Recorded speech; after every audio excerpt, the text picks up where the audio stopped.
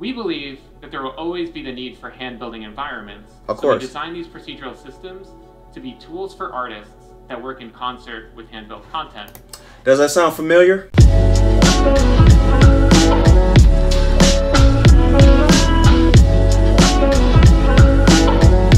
What's going on, people? We got a video today. IGN just released a tech demo. Well, Unreal Engine. Let me check to see what this is. I think it's Unreal Engine 5 released a tech demo presentation not too long ago. I think it was about yesterday. And you guys know me. I love tech. I love tech anything. So I'm gonna check out anything tech related. I love seeing this shit because for some reason I like watching shit that I would never be able to do. 3D shit is so taxing to me, but I love watching it. I love watching to see how technology is progressing. I did it with the AI. I love doing it when it comes to video games, when it comes to how high fidelity they can get the graphics and how much this technology is improving over the years is mind-blowing to me. So I've been wanting to watch this video, but I wanted to watch it with you guys. So I'm gonna check this out. I'm gonna give my 2 cents on it because I think I got a thing or two when it comes to knowledge, when it comes to 3D. I don't know, but yeah, just from an artist perspective. So let's check this out together. I'm excited. Okay, so I made an oopsie. It's not IGN's that I'm watching, it's GameSpot's. So I'm not trying to get you, IGN. I know how you are about your branding. It's GameSpot I'm watching this through, so let's make sure that's correct. Thanks, Tim. And hi, everyone. Hey. I'm excited to get to show you some of the new experimental features we've been working on for Unreal Engine 5.2. Let's go. Take a look. Let's go. I like how you get straight to the point, too. See this crazy shit, man. All right, so last year, we added several new features to the engine to support foliage rendering. And the Fortnite team used those features to ship Battle Royale Chapter 4. Look at this. At the same time, Jacob over there and the team at Quixel were experimenting with what's possible for photoreal foliage environments, as well as testing out the latest functionality that we've been building for Unreal Engine. So, Jacob's here with us today in the Unreal Editor. Let's explore the environment. And what better way to do that than off-roading? I like the loom. And what better way to off-road than in a Rivian R1T? Okay. Okay, for some reason, I feel like I gotta boost up the fidelity a little bit because it's clear, but I want it to be super clear. I want it to be like crystal clear because this type of shit, YouTube compression is a bitch when it comes to, you know, making stuff look crisp and how it's supposed to look. So I think this is good enough. Let me check. Unreal to power their instrument cluster, including 3D visualization of their vehicles. So we worked with them to bring the R1T to life in this experience. Let's head on out, Jacob. Let's drive it. Show thing on my way. Better be an off-road vehicle. So, we're building tools for interactive and dynamic worlds. So here we have chaos physics simulating rocks that tumble as we drive over them. Nice. Leaves bend out of the way. And we also added some real-time fluid simulation. Which is the water. Everybody look at the water. The water gotta be good. Look at that. We worked with the team at Rivian to set up Unreal's chaos vehicle model to simulate the suspension of the truck and how the electric motors drive each individual wheel. Chaos also simulates how the tires compress and deform, and Meta Sounds enabled the team to precisely resynthesize the sounds of the electric motors and mix them with the ambisonics of the jungle. The one thing that I find it interesting is that Uncharted 3 did it extremely well when it comes to making things wet over time. And then drying over time afterwards either though. For some odd reason, would sell it to me. I don't know what it is, but maybe you 3D modelers would be able to tell me. Why is it so hard to simulate wetness when a tire goes over something or somebody steps in something? Why is it so hard to simulate wetness? Because the tires aren't wet. The fluid simulation is perfect, but what sells it to me, because I pay attention to details, is the wetness of the wheel. Why is that such a hard thing to simulate? Coming from an ignorant perspective, I really don't know. So it might be something super difficult that, you know, probably would take the next 5-6 years to do. But for me, I just want to know, why is wetness on certain things when it comes to interacting with the environment? Why is that hard to simulate? If you guys would be able to tell me in the comments. This looks incredible, by the way. The sticks, everything. Detailed model of the truck. Look at all about those 71 million polygons that we're able to render in real time thanks to nanite. Look at all those polygons. Now, the Rivian not only looks incredibly realistic because of lumen and nanite, but also its materials. Wow. And today, we're introducing Substrate, our new material framework. The fuck is Substrate? I'm not a 3D guy. Help me out. What is it? To better demonstrate it, let's swap the paint out for opal. Okay. Look at Of that. course, you can't order a Rivian with Opal body panels, but Opal was the internal code name for this project, and also a really great demonstration of Substrate's capabilities. Look at the dirt. The base layer models the iridescence, refraction, and reflections that occur inside of an opal. Wow. And on top of that is a layer representing the polished surface and how light is absorbed as it travels through that clear layer of varying depths. And now we can add back on the dust and dirt layers. And notice how the reflection changes when interacting with the dust layer, and that there are no artifacts along the transition from dirt to dust to Beautiful. opal. So Substrate is more expressive, enabling artists to create materials like this with different shading models and compose and layer those materials as they see fit. Look at the wheel flattening out too, because it's aware of the surface right there. That's interesting. That's cool. That's very, very cool. Besides it just clipping through the polygon, it's actually aware of the, of the formation underneath it, which causes it to actually, bend a little bit. That's a nice touch. Most people won't even realize that, but I know 3D modelers are just blown away by this shit right now. But that's crazy, man. Unreal Engine is crazy. All right, let's head on out, Jacob. Let me see it bounce back. In terms of performance, Substrate materials that are similar to the current Unreal Engine shading model cost about the same. Okay. But now, artists have the freedom to author more complex materials for extremely detailed use cases, like in cinematics and in film. So we're going to drive under this fallen tree here, and everything that you've seen up to this point was painstakingly hand-built by the environment team at Quixel. Hand-built? Everything since that fallen tree has been built using our brand new experimental suite of procedural content generation. Procedural, nice. Entirely an engine that are flexible, deterministic, and artist-driven. Our guiding principle in building these systems was to empower artists to make tools for artists. So Jacob's going to go ahead and add a procedural assembly to the world. Wow. And the Holy cool thing shit. is that it communicates. Holy shit. I wish I was in this field. Bro, 3D is something that I wish I can do. I wish I would be able to do this. I'm just not interested. It looks so cool. You know, like when you when certain foods look very, very good to you when other people eat it, but you just like, bro, I don't like it, but I wish I did because you make it look so good when you eat it. It looks interesting. It looks like an interesting food, but I just don't like it. This is something I wish I could get into, but I just don't have the mental capacity for it. And the cool thing is that it communicates with other nearby procedural elements in the scene, like the creek bed. So let's say a designer comes by, wants to direct the player to drive to the left. Right. Jacob can simply move the assembly to the right, and everything updates. Procedurally generates. Game design is iterative, so let's say the designer comes back, wants to give the player the choice of going left or right again.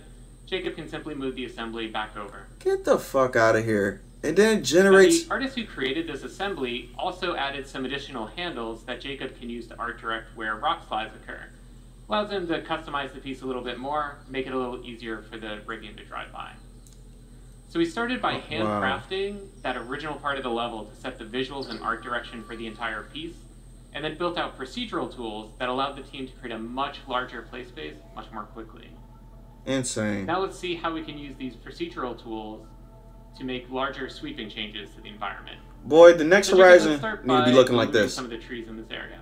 Absolutely, that's easy enough actually. All right, a little too much. Let's add some trees back in. Add some trees, yep. And let's also add in some cliff formations, give it a little bit more variability. So the procedural systems are all deterministic. As Jacob is experimenting with different sets of input parameters, once he finds a set that he likes, he can always go back to it and get out exactly the same results. And the procedural systems aren't just placing trees and rocks, but also fog cards, bugs, birds, everything that's needed to bring this environment to life. What about draw distances and stuff like that? How does it... Dog, this is insane. Because, like, the farther you go, I think it's like a render space, a render bubble, to where, like, the farther you get away from it, the more, the less power it has to use to render it, because you don't have to see the fully polygoned object in the background because it's far away and it's obscure. It has to focus on what's within the view of bubble, and then it procedurally generates that to the highest degree. But the closer you get, I wonder how they solve pop-ins and stuff like that. Pop-ins is always probably going to be a thing because the power it takes to render the entire thing at once without the player's view is just pointless. So how would you solve that, though? How would you solve pop-ins and stuff? And everything that you've seen here works at scale. This environment is 4 kilometers by 4 kilometers. Okay. If we hide all of the procedural elements, we can see that original hand-built area. Holy about shit. 200 meters by 200 meters. We believe that there will always be the need for hand-building environments. Of So course. we design these procedural systems to be tools for artists that work in concert with hand-built content. Does that sound familiar? Does that sound familiar? I'm talking to you, AI haters. It sounds really familiar. You see how people are championing this shit? You're not taking away from the artists. It's giving us tools to work. They even getting this. Unreal Engine basically is cutting their time in half when it comes to hand. You saw that little area that they did, that they hand. Man, imagine if they had to do this entire thing. You think there's an artist out there that's like, no, I want to do all of that hand in myself. No. That's what these tools are for. That's what going into the future is all about. Making the job easier for artists. This is beautiful. It's crazy. I wish I knew how to do this. And the new procedural tools will be available in experimental form in 5.2. And everything you've seen here is running in the Unreal Editor in real time on a developer machine with an Intel 13900K CPU and NVIDIA RTX 4090 GPU. Hold up a second. They got a full presentation. I'm not going to watch the whole hour video. I'm not going to bore y'all to death. But I do want to check out one more video before I move on to the, before I just end this video. I'm not going to leave y'all hanging like that. I'm going to give y'all something else. Because there's something else I wanted to see too. And it has something to do with humans. And that's the main thing I want to see is human animation. There we go. Now this is IGN. And this is a 5-minute video, and this is Senua's Sacrifice. I've been wanting to see this video. I've been interested in this game strictly because of the fidelity alone. I know the game is going to be good. I played the first one, so I want to see how this is going to look. Our guiding vision for 1080p has been the democratization of complex character technologies, allowing you to work faster and see the results immediately. A character is only truly believable if its motion fidelity matches its visual fidelity. Absolutely. But animating at this level is a hard task for even the most skilled studios. Some of our best work leveraged 4D capture. Andy Serkis. But this took specialized hardware and weeks or even months of processing time. While MetaHuman Creator gave you the ability to generate high-quality characters, animating them still wasn't as easy. This is why I'm very excited to announce a new capability to the MetaHuman product, MetaHuman Animator. MetaHuman Animator contains the essence of our 4D pipeline, but optimized to run on a single machine. It is able to use iPhone, as well as stereo professional systems. Excuse me? And today, we're going to demonstrate how it works. For this, we're going to need Mel, our technician John Cook, and just a phone. A phone? Mel, can you take your position, please? Sure. Let me know when you're ready. Okay. Okay, and action. I need performance capture to work like a mirror. I need it to capture whether I'm acting scared I think that's Senua too. or angry. Yeah, that's Senua. And sometimes, all I need is a look. Shut up. Cut. Thanks, Mel, that was great. And now they're going to animate that. Okay. Our technician John is currently pulling Mel's performance from the phone onto his machine where everything will be processed locally. We have updated our Live Link Face mobile app to capture all data at the best resolution possible with the device. MetaHuman Animator uses video and depth data to convert this data into high fidelity performance animation, and it can even She got beautiful eyes, for real. use convincing tongue animation. John is currently scrubbing through the take to pick the section that he wants to process. John, are we all good with the data? Awesome. This So is from crazy. now on, it's just a single button click to kick off the processing, which for a performance of this length will take less than a minute to convert into animation. Wow. So Mel, while that is processing, let me show you something else. Yeah. Oh, is that me? And then they can just put This that is on what top. we refer to as your MetaHuman DNA. Cool. And this is generated by the capture we made earlier, right? Yeah, that's right. So from only 3 frames of video and depth data, we can generate a rig that predicts all of your facial expressions in just a couple of minutes. Wow. And do you only need to do this once for each actor? Yes, that's right. It Save so much calibrates this time. over to your face so that we can produce the performance in a way that faithfully reproduces your original performance. Sounds cool. Yeah. So let's check back on the processing, which today is on the latest CPU and GPU hardware from AMD. MetaHuman Animator uses a custom epic facial solver and landmark detector. We can interactively look at the animation while it's being solved and compare it to your original performance. This is crazy as So shit. it looks like it just It's almost finished. After this, he's going to do one more pass to make the curves more stable. You know how long it would take And an animator to hand do this back in the day themselves, without the actor, the rotoscope, and all that type of. I think it's rotoscoping, right? I think it's that. But do you know how hard it would be for them, and how long it would take for them to animate something like this without this technology? This is literally taking them like minutes. from here on, we just need to export the animation. This takes only a few seconds. Crazy. And then John needs to drop it in the level and add the audio so that we can see the result.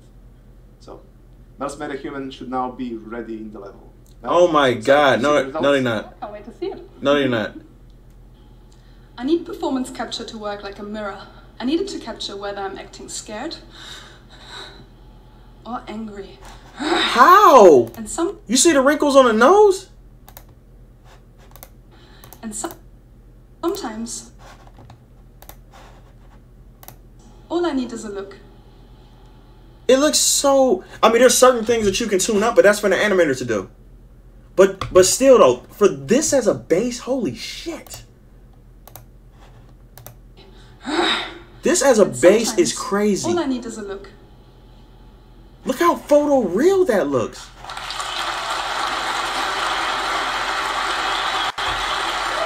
Wow, what the fuck? Technology has come so far, man. Thank you. So, Mel, what do you think? I think it's incredible because it usually takes months between performance capture Thank and you. getting any results back. Yep. So this is blowing my mind. That's seconds. And all of this is solved directly onto animator-friendly controls. In this case, we are using a bespoke 4D rig, which we created together with Ninja Theory for Hellblade 2, but it's also ready to use on any MetaHuman or any other rig that follows our new MetaHuman standard. Wow. Let's have a look at that. And then you just tweak it to make it a little bit more, you know, confined and make it I more need realistic. performance capture to work like a mirror. What I the need it to capture fuck? whether I'm acting scared or angry. How And do you do sometimes this? All I need is a look. So the scene take works even on stylized characters. On different stylistic, yep. This is crazy. Senua Sacrifice, Unreal Engine, MetaHuman demo. Thank you all. Wait, was this it? These technologies are completely redefining our creative process, as they will redefine yours when we release MetaHuman Animator to everyone in just a couple of months. This is fucking insane. Oh, this is new. Signed, perf cut, take 13. This is not. Oh my God.